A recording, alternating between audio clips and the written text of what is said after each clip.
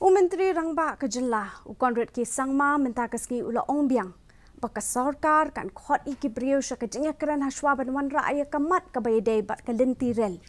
laban kedau baki artli ki Lynti rel ki bela terwa ki kentop ya katitilia bernihat bat bernihat shulong ki bela sateng mentala katu kat nisnem na kadau jong ka jeng persya jong ki seng bhalang Menteri Rangba ula ong bakala long ka bakongsan bandon ni ka Lynti rel bat ka jo ka por ka long ru ka badon kam bandon ni ki kendon knang ban Iadei ki Briew Kejela ula ong baka Sorkar kala dap menjod ka resolution apo ka yang dorbar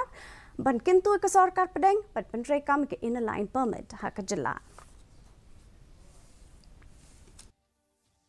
I have approached the Honourable